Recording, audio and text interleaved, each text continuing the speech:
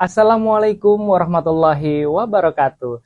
Selamat pagi, sahabat Karyadi. Menyapa dalam IG Live Rumah Sakit Karyadi, sahabat menuju sehat. Saya, Dr. Chandra, yang akan menjadi host pada hari ini bersama narasumber kita, Dokter Beni. ya. Beliau adalah Dr. Beni Isa, spesialis bedah, subspesialis onkologi konsultan. Beliau adalah dokter subspesialis bedah onkologi di Rumah Sakit Dr. Karyadi Semarang. Semoga sahabat semua dalam keadaan sehat dalam lindungan Tuhan Yang Maha Kuasa. Hari ini kita akan mengangkat topik mengenai deteksi dini kanker payudara. Nah, kira-kira kenapa ya Rumah Sakit Karyadi mengangkat topik itu? Mungkin akan kita bahas langsung dengan narasumber kita yang luar biasa pada pagi hari ini.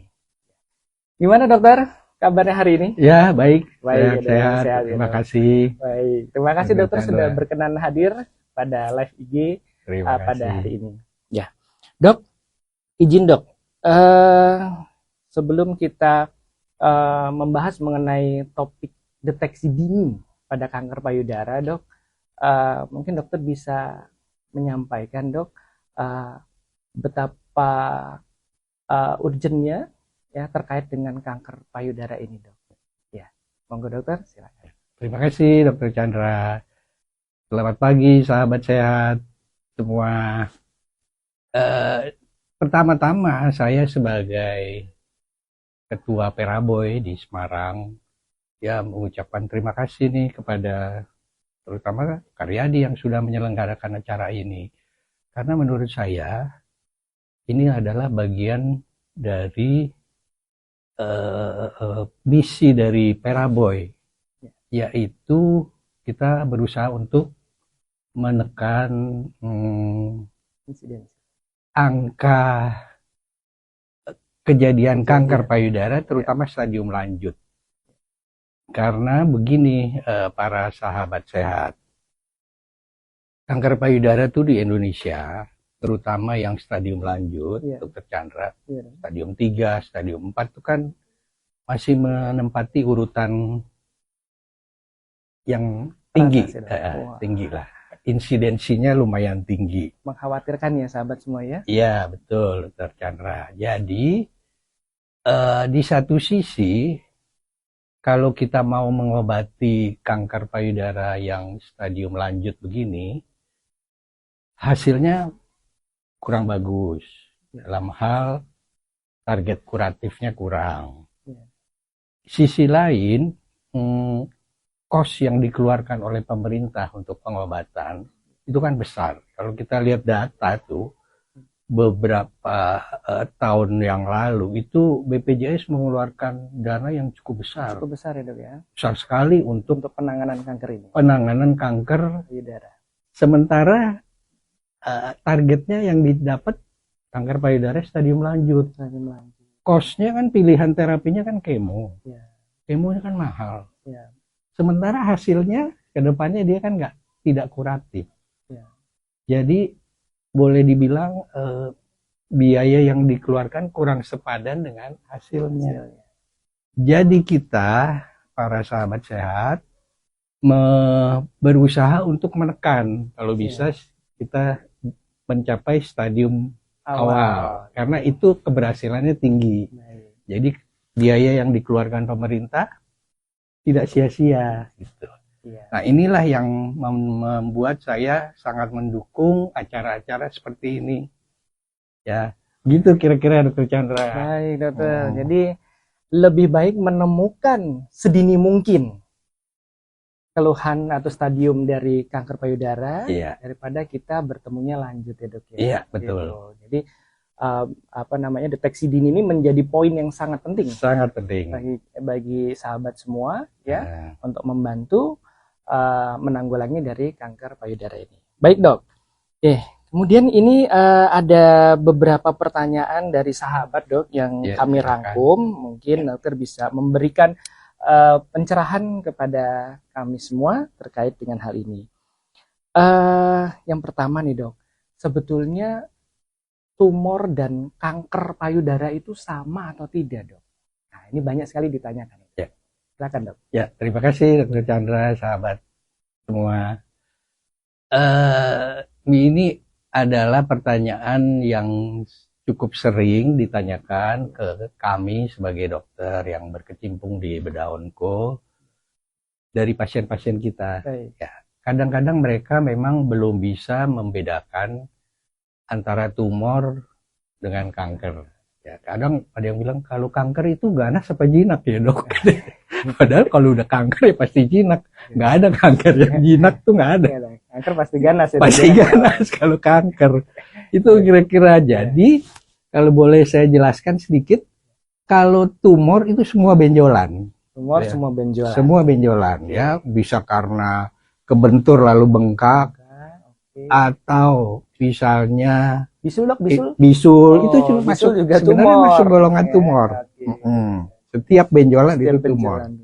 Tetapi mungkin saya tekankan sedikit Dokter Chandra, yang namanya tumor dalam artian sebenarnya itu namanya neoplasma. Neoplasma. Karena tumor itu berasal dari pembelahan sel yang lebih cepat dibanding sel normal. Jadi dia sel, bukan infeksi, bukan perdarahan. Jadi itu istilahnya yang paling tepat neoplasma. Nah nanti neoplasma itu dibagi dua. Bisa dua ya dok ya? Ya, ada neoplasma yang jinak. Neoplasma jinak dan neoplasma yang ganas. Neoplasma yang ganas. Namanya kanker tadi. Gitu. Jadi neoplasma ada dua, jinak dan ganas. Yang ganas ini dah disebut dengan kanker. Nah kalau lokasinya di payudara, jadi kanker payudara. Kanker payudara. Gitu kira-kira sahabat sehat. Wah ini semakin tercerahkan nih ya sahabat semua ya. Oh ya sahabat Karyadi, jika ada pertanyaan boleh lo chat di kolom komen ya, nanti akan saya sampaikan langsung kepada narasumbernya. Oke? Baik dok. Nah kemudian nih dok, untuk mewanti-wanti sahabat di rumah nih saat mendeteksi kira-kira keluhan apa yang awal terjadi pada kanker payudara itu dok biasanya? Ya, terima kasih Dr. Chandra, juga sahabat sehat. Memang secara umum keluhan yang pertama adalah benjolan. Benjolan yang diraba oleh penderita atau orang awam lah ya. Nah, makanya karena awalnya benjolan, jadi kami nih dari Peraboy semua memperkenalkan bagaimana cara melakukan pemeriksaan pemeriksaan payudara sendiri atau sadari. Jadi para sahabat terutama kaum wanita itu bisa lebih mengenal payudaranya yang tadinya nggak ada menjadi ada atau bagaimana gitu. Kira-kira begitu dokter. Ditahan dulu ya dok tentang sadarinya ya dok. Ini sahabat ini pasti sudah menunggu gimana nih cara sadari pemeriksaan payudara sendiri, tapi ditahan dulu dok. Nah jadi yang utama ternyata sahabat adalah keluhan mengenai benjolan. Nah ini yang utama dulu nih. Mungkin selain benjolan nanti ada keluhan lain ya dok ya? Apa luka atau apa dok? Ya selain benjolan nanti kita lihat perkembangan, bisa juga benjolan tanpa rasa nyeri, bisa benjolan dengan rasa nyeri, bisa benjolan dengan ada luka, dan banyak ya dok ya. Oke. Jadi intinya kalau ada perubahan yang ada di payudara, segera lakukan pemeriksaan lanjutan. Ya. Oke. Sebelum pertanyaan lanjutan, ini sudah ada di kolom komentar ya dari @maria yang bertanya, dok, saat datang bulan di ketiak dekat payudara ada benjolan kecil dan sakit. Nah, biasanya hilang setelah menstruasi selesai, tapi 3 minggu setelahnya mens masih ada benjolan. Apakah berbahaya? Oh jadi biasanya hilang gitu setelah mens, tapi baru kali ini setelah 3 minggu mens kok masih ada benjolannya gitu. Nah kira-kira gitu dok. Nah tapi ukuran kecilnya berapa nggak tahu nih ya. Apakah sebesar kelereng? Atau... Lebih bagus lagi kalau di deskripsi ya. Mungkin nanti sahabat bisa lebih mendeskripsikan lebih jelas. Nanti kita sampaikan. Lebih enak kita jelas. Silakan dok. Ya terima kasih pertanyaannya. Menarik nih pertanyaannya. Jadi kalau di dekat Ketiak ya, itu soalnya ada dua, Dokter Chandra. Bisa ya, Dok, ya? bisa di ketiaknya, Oke. bisa payudara tapi dekat ketiak. Oke. Kalau yang saya lihat pertanyaannya, kemungkinan itu di daerah ketiak. Oke. Itu yang disebut mama abrans. Oh, mama. Jadi payudara tuh ada ekornya. Ekornya itu di ketiak. Jadi kalau menjelang mens payudara biasanya lebih tegang, lebih besar, dia ikut membesar yang di ketiak. Baik. Jadi kalau menurut saya dari pernyataan tadi lebih ke arah mama aksesoris atau mama abrans. Oke, berarti payudara tambahan yang hingga sampai ke ketiak ya, Dok ya. Jadi ekor payudara tuh di daerah ketiak. Beberapa kasus ada putingnya di situ. Jadi kalau dia lagi menyusui misalnya, di situ keluar air susu sedikit. Itu namanya mama abrans atau mama aksesori. Ya. Baik. Mungkin sahabat Ed Maria bisa melakukan pemeriksaan lanjutan untuk memastikan apakah itu benar-benar mama abrans atau mama aksesoria atau keluhan lainnya. Iya, gitu ya. Betul. Ya. Berikutnya adalah dari sahabat kita Ed RS Sri dan Alma Freza. Dok, apa kanker payudara itu penyakit genetik dan disebabkan oleh faktor keturunan nih, Dok? Nah, ini terkait dengan faktor resiko ya, Dok ya. Ya, betul. Apakah genetik ini menjadi bagian? Silakan, Dok. Ya. Terima kasih, Dokter Chandra. Terima kasih, sahabat sehat. Jadi pertanyaan ini juga bagus. Kanker payudara itu multifaktor ya, para sahabat sehat. Jadi faktornya banyak sekali. Bisa hormonal, bisa makanan, bisa lingkungan, bisa genetik. Tetapi yang mana yang menjadi pemicu utama itu harus dicari. Nah, salah satu penyebabnya adalah genetik tadi. Kalau genetik itu bisa, kalau misalnya sahabat sehat mau tahu kira-kira saya ini beresiko apa tidak, itu ada pemeriksaannya, bisa dikonsultasikan ke kami. Sepertinya di Karyadi juga bisa, ya. Nanti silakan datang aja, nanti kita akan memberi penjelasan dan mengarahkan mau kemana. Itu kira-kira. Oh, di Rumah Sakit Karyadi fasilitas lengkap ya, Dok ya? Iya, lengkap. Oke, tim juga lengkap ya, Dok ya? Lengkap sekali. Oke, karena kita juga punya tim onkologi ya, Dok ya? Iya. Yang ada di Poliklinik Kaswari. Kaswari, Rumah Sakit Karyadi Semarang. Oke. Nah, ini Dok, berikutnya nih, Dok. Wow. Ternyata sahabat ini antusias sekali ya, karena topiknya luar biasa nih, Dok. Ini topik payudara tuh menarik. Benar ya. Deteksi dini kanker payudara. Baik, dari @yeni Indah, Dok, pilodes itu tumor jinak atau ganas ya, Dok? Silakan, Dok. Ya, terima kasih. Pertanyaan tadi dari siapa? Dari @yeni. Mbak Yeni ya. Iya. Waduh. Boleh juga nih pertanyaannya. Iya, histopatologi nih pertanyaannya. Ya, saya jawab ya. Pilodes itu, jadi gini Mbak. Yang namanya keganasan payudara itu bisa berasal dari epitel, jadi dari sel-sel di saluran di payudara. Ada yang berasal dari jaringan ikat. Jaringan ikat. Sebelah-sebelahnya ya, Dok ya? Jaringan penunjang. Sekitar. Penunjang. Misalnya lemak, jaringan ikat, otot, segala macam. Ya. Nah, pilodes ini berasal dari itu, jaringan ikat, jaringan penunjang payudara. Disebut pilodes tumor. Itu ada dua, ada jinak, ada ganas. Tuh. Iya. Jadi kalau saya simpulkan, pilodes berasal dari jaringan penunjang payudara, bukan epitel ya. Itu dibagi dua juga seperti tadi, jinak dan ganas. Penanganan juga beda. Begitu barangkali jawabannya. Gitu ya, sahabat ya. Jadi pilodes itu bisa jinak, bisa ganas. Nah, tetapi pilodes ini juga mungkin bisa menyerang ke saluran payudara juga ya, Dok ya? Bisa. Bisa, dia akan infiltrasi ke sekitar dan jauh. Baik, terima kasih dokter, penjelasannya cukup luar biasa. Ya, lanjutnya dari @bunga puja, Dok, kapan waktu yang tepat untuk memeriksa payudara sendiri? Wah, ini tampaknya tidak sabar nih sahabat di rumah ini, Dok. Sahabat tidak sabar untuk melakukan sadar ini, Dok.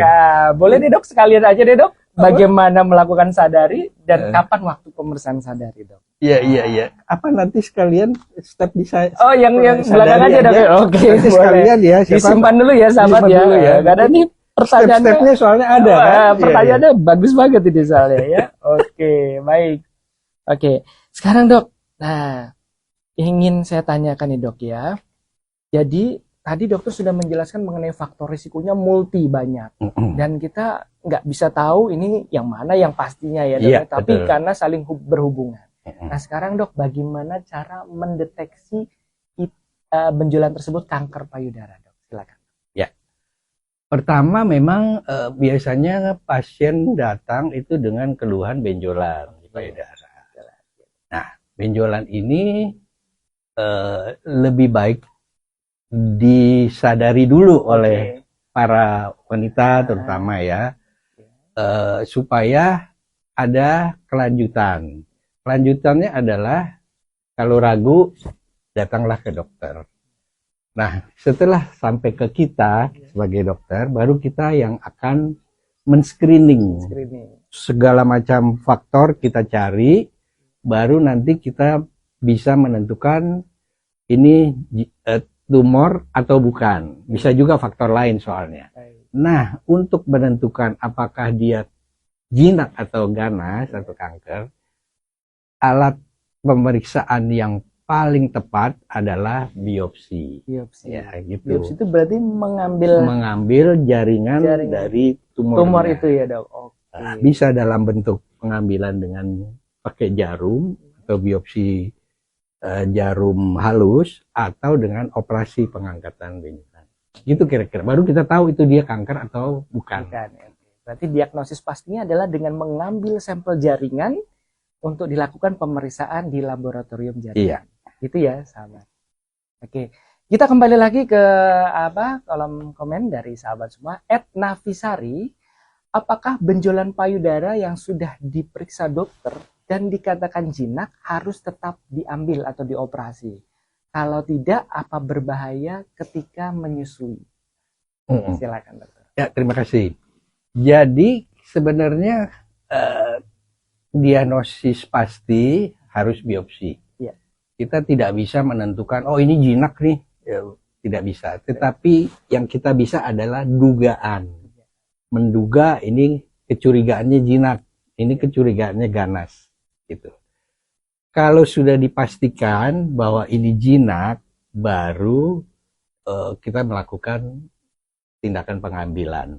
Nah, tadi pertanyaannya apa? Bahaya atau tidak ya? Iya, apa perlu apa tidak? Iya, harus tetap diambil atau enggak nih? Menurut saya gini loh. Ada mata rantai yang panjang, jadi dari satu sel kemudian berubah menjadi sel tumor, jinak, kemudian berubah menjadi sel ganas, itu merupakan rangkaian. Jadi kalau dia sampai ke rangkaian yang tumor jinak ini, supaya dia tidak berkembang sampai ke arah kanker, kita mesti potong rantainya. Rantai harus diputus. Jadi operasi menjadi penting. Ya. Karena akan memutus rantai. Karena ini tetap saja neoplasma yang jinak pun itu kan perkembangan yang tidak normal. Iya, betul. Gitu ya, Dok, ya? Dia akan berlanjut terus. Gitu. Jadi sahabat lebih baik diangkat benjolannya ya untuk memastikan juga hasil laboratoriumnya Dok ya, laboratorium jaringan ya. Jadi biar lebih tenang. Itu ya sahabat ya. Oh tunggu, tadi ada pertanyaannya Dok. Yang menyusui Dok. Menyusui. Sebenarnya nggak masalah. Kalau dia jinak, kemudian sudah diambil, tidak akan mengganggu proses menyusui. Karena bayangkan saja Bu, tumornya diambil sekarang. Lalu taruhlah bulan depan hamil. Baru melahirkan kan 9 bulan lagi. Jadi jaringan payudara itu udah sembuh 100%. Jadi tidak mengganggu proses menyusui. Baik. Terima kasih ya Dok. Ya gitu. Ini pertanyaannya luar biasa sahabatnya. Apa-apa, enak jadi.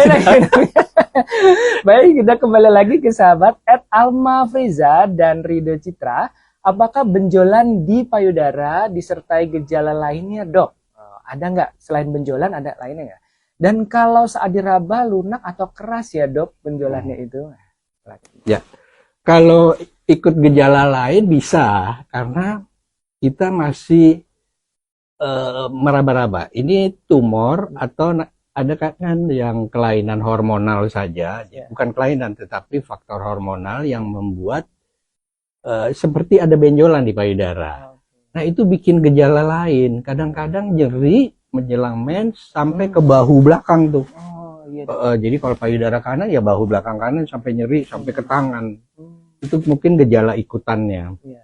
Tapi itu lebih ke arah jinak, dan kita atau dokter yang lebih mengetahui bahwa ini faktor hormonal atau benar-benar tumor yang perlu dilakukan tindak lanjut. Kemudian apa ya pertanyaan berikutnya, saya lupa itu. Apa namanya, benjolan itu mungkin kalau benjolan yang terkait kanker payudara mungkin itu lunak atau keras, Dok? Gitu. Itu sebenarnya memang satu pentingnya melatih sadari. Jadi seorang perempuan atau wanita sangat mengenal payudaranya. Kalau dia mengenal, dia akan tahu, oh ini ada perubahan nih. Yang tadinya nggak ada jadi ada. Atau yang sudah ada dia bisa tahu, oh ini kok tadinya batasnya nggak tegas, kok sekarang jadi lebih jelas gitu. Nah itu semua pentingnya nanti kita melatih di proses cara-cara sadari nanti. Itu ya, Ada kan? Dah. Mau nanya saya tiga ini. Ya, ya. Ya, begitu ya. Jadi sahabat ya. Jadi untuk menentukan langkah ke kanker payudara itu ada tahapan-tahapannya. Jadi nggak serta-merta ada benjolan pasti kanker gitu. Tapi harus dilakukan pemeriksaan fisik, kemudian dilanjutkan juga pemeriksaan penunjang yang terkait. Baik, Dok. Kembali nih, Dok. Jadi waktu kita sudah mau habis nih kayaknya. Tidak terasa. Kemudian ini, Dok, tadi terkait dengan diagnosis ya, Dok. Nah sekarang bagaimana pengobatan kanker payudara itu secara keseluruhan itu bagaimana sih, Dok? Ya. Apakah hanya dengan satu pengobatan atau banyak pengobatan? Silakan. Terima kasih. Jadi kalau sudah didiagnosis kanker payudara, pertama kita mesti menentukan dulu ini stadiumnya berapa, apa 1, 2, 3, dan 4. Ya. Itu menentukan terapi yang akan kita berikan. Tetapi secara umum terapi kanker payudara, satu, operasi yang utama. Ya, utama operasi. Yang kedua, radioterapi. Semuanya sudah ada di Karyadi. Ketiga, kemoterapi juga sudah ada. Keempat, hormonal terapi juga sudah ada di Karyadi. Dan yang tambahan yang namanya targeted terapi dan yang lain-lain, imunoterapi dan lain-lain. Itu kira-kira secara umum. Multimodalitas. Iya, betul. Multimodalitas. Jadi baik. Dan itu pengobatannya tidak hanya pilih satu gitu, Dok ya. Betul, kombinasi. Kombinasi, tergantung dari jenis kankernya ya, Dok. Iya, jenis kanker dan stadium. Dan stadiumnya. Itu ya sahabat ya. Jadi nanti jangan bingung kalau ada pasien, oh ya ini kok diobat ini hanya begini, yang ini hanya begini, kok ini ada banyak, jangan bingung. Karena itu menyesuaikan pasien per pasien. Dan itu semua ada di layanan bedah onkologi di Rumah Sakit Karyadi Semarang. Baik, ya Dok. Nah, tadi sudah bagaimana mendiagnosisnya, Dok. Kemudian bagaimana terapinya, faktor risiko juga sudah. Nah, sekarang yang berikutnya adalah bagaimana nih, Dok, pencegahan. Nah, dan upaya apa yang dapat dilakukan untuk deteksi dini, Dok. Nah, ini sudah mau mendekati kesadari nih, Dok. Yang ditunggu-tunggu sahabat. Sehat semua di. Kalau menurut saya yang penting sekali adalah sadari. Untuk para wanita. Kalau yang lain kan tambahan, misalnya konsumsi makanan berserat, menghindari rokok dan segala macam. Tapi yang penting menurut saya sadari. Ya, baik. Jadi pemeriksaan payudara sendiri itu menjadi langkah penting untuk mendeteksi dini. Nah, sekarang kita tanya kepada pakarnya beliau, bagaimana sadari itu dilakukan dan kapan itu harus dilakukan. Silakan, Dok. Sebenarnya ada slide-nya ya, tapi mungkin perlu waktu khusus lagi kalau mau ditayangkan ya, mengerti lebih dalam mengenai sadari. Sebenarnya sadari itu dilakukan tiap menstruasi, jadi tentu saja wanita yang sudah menstruasi, kemudian 7 sampai 8 atau 10 hari setelah menstruasinya selesai, Setelah menstruasi itu selesai. baru melakukan sadari. Kenapa? Karena pada saat itu payudara sudah rileks. Jadi tidak terlalu tegang lagi iya. karena Jadi pengaruh nggak sakit hormon. ya, Dok, ya? Satu, tidak sakit pada pemeriksaan sadari sendiri. Iya. Yang kedua, yang kalau ada benjolan-benjolan atau sesuatu yang kecil, Iya. karena payudaranya sudah rileks, itu lebih gampang teraba iya, diteraba. dibanding pada saat dia menstruasi. Kalau menstruasi kan lagi tegang. Jadi mungkin lebih sulit mendeteksi untuk ukuran yang kecil. Jadi itu pertama. Terus apalagi tadi ya? Kemudian dilakukannya kapan? Kemudian tadi sudah dijawab juga. Kemudian langkahnya seperti apa, Dok? Mungkin secara garis besar aja. Secara garis besar, ya, sahabat ya. Ada 2 tahapan sebenarnya. Satu namanya look atau inspeksi.